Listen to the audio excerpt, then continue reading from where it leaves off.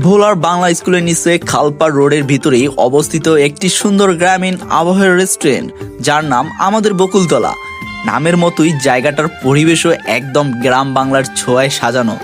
বাঁশ, কাঠ, পাট আর গ্রামীণ সাজসজ্জায় পুরো জায়গাটা যেন ছোট্ট একটা গ্রামের উঠান। আজ 5ই ফেব্রুয়ারি এখানে আয়োজন করা হয়েছিল বিশেষ পিঠা উৎসব। সকাল থেকে শুরু হয়েছে এই আয়োজন আর রাত পর্যন্ত চলবে পিঠাপ্রেমীদের মিলন মেলা। আমি বিকেল ঠিক 5টার দিকে বকুলতলায় পৌঁছাই আর এসেই দেখি মানুষের উপচে পড়া ভিড়। মনে হচ্ছিল যেন পুরো শহর আজ পিঠার টানে এখানে চলে এসেছে।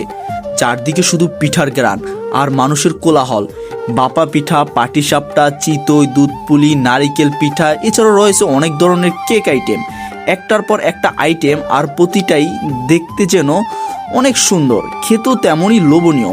প্রতিটি স্টলের সামনে লাইন, মানুষ অপেক্ষা করছে প্রিয় পিঠাটা হাতে পাওয়ার জন্য। এত বেশি ভিড় ছিল যে ঠিকমতো হাঁটাও যাচ্ছিল না, কঠিন হয়ে যাচ্ছিল। পরিবার, বন্ধু, ছোট বাচ্চা সবাই মিলে উৎসবের আনন্দ উপভোগ করছে।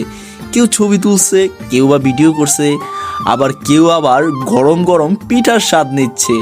সব মিলিয়ে বকুলতলার এই পিঠা উৎসব শুধু খাবারের আয়োজন না, এটা ছিল গ্রাম বাংলার ঐতিহ্য আর স্বাদের এক সুন্দর মিলন মেলা। এমন আয়োজন সত্যি মন ছুঁয়ে যায় আর বারবার মনে করিয়ে দেয় আমাদের ঐতিহ্য কতটা সমৃদ্ধ।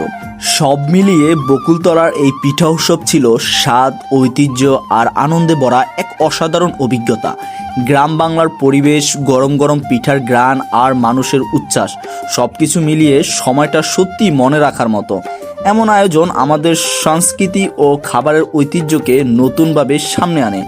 সুযোগ পেলে আপনিও একবার ঘুরে আসুন, নিশ্চিতভাবে ভালো লাগবে।